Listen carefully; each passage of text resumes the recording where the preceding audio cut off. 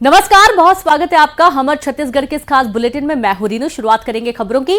प्रधानमंत्री मोदी के दौरे से पहले नक्सलियों को एक बड़ा झटका लगा है। बीजापुर में 50 नक्सलियों ने आत्मसमर्पण किया है।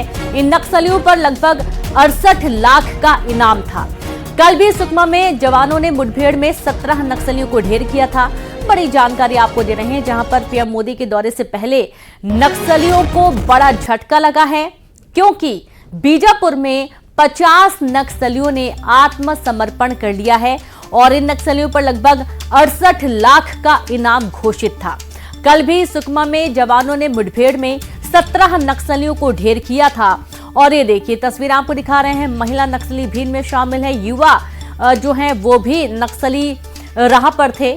और संवाददाता रंजन दास जुड़ गए हैं। रंजन दास, ये वाकई में एक बहुत बड़ी सफलता, जहां प्रधानमंत्री के दौरे से पहले ही 50 नक्सली, जो कि इनामी नक्सली थे, इन्होंने सरेंडर किया है।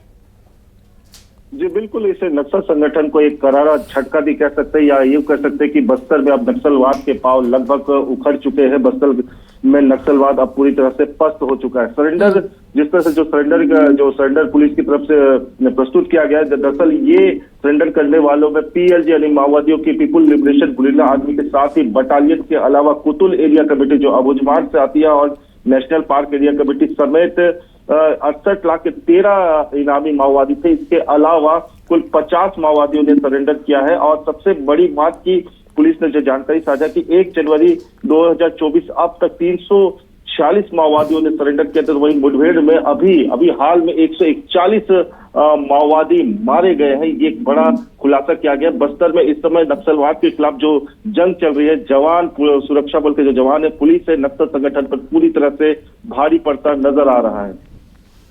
जी बिल्कुल, और वाकई में कहीं ना कहीं नक्सलियों की बौखलाहट और ज्यादा बढ़ जाएगी रंजन दास, क्योंकि नक्सलियों का कुनबा धीरे धीरे कम होता जा रहा है, हथियार भी कम होते जा रहे हैं, इनके पास रुपए भी नहीं पहुंच पा रहे हैं, और इनके बीच में जो एक काम कर रहा था इन तक पैसे पहुंचाने का। बहुत शुक्रिया आपका रंजन दास। और हमारे साथ इस वक्त सीधे गृह मंत्री जुड़ गए हैं, विजय शर्मा जी। बहुत स्वागत है आपका न्यूज 18 पर। जी बहुत बहुत धन्यवाद। जिस तरीके से ये पूरी तस्वीर निकलकर सामने आ रही है, यहाँ पर देखा जा रहा है कि प्रधानमंत्री का दौरा, उसके पहले 50 नक्सलियों ने आत्मसमर्पण कर दिया। एक बहुत बड़ी सफलता। जी, ये निसंदेह बड़ी सफलता है। बीजापुर जहाँ पर समर्पण हुआ है वो रणनीतिक तौर पर भी बहुत महत्वपूर्ण स्थान है। और जिन लोगों ने समर्पण किया है वो बटालियन नंबर 1 के सदस्य भी हैं, पीएलजी बटालियन के जी, और मिलिशिया के सदस्य हैं, सीएनएम के हैं, केएमएस के सदस्य हैं, अध्यक्ष हैं, जिन मिलिशिया के कमांडर्स हैं, डिप्टी कमांडर्स हैं, आदि सभी लोगों ने आत्मसमर्पण किया है। और ये संख्या भी बड़ी है। 13 ऐसे नक्सली हैं जिन पर 68 लाख रुपए का इनाम है। कुल मिलाकर जिन लोगों ने आत्मसमर्पण किया है, ये बड़ी संख्या है और बड़े महत्वपूर्ण है। मैं सोचता हूं कि इस पूरे अभियान के लिए ये मील का पत्थर साबित होगा। बिल्कुल। सर, सबसे ज्यादा क्या चीज ऐसी है जिसके चलते लगातार नक्सली आत्मसमर्पण कर रहे हैं और मुख्य धारा से जुड़ने का फैसला ले रहे हैं?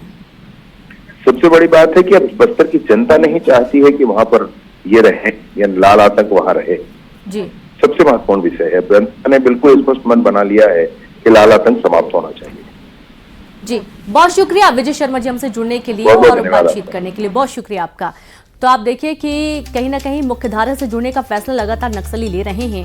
और एक तरफ सरकार ने साफ चेता दिया है, या तो आप मुख्यधारा से जुड़ जाइए, सरकार की नीति से प्रभावित होकर बड़ी संख्या में नक्सलियों ने ये फैसला भी लिया है, या तो फिर तैयार रहिए लड़ने के लिए। चलिए अब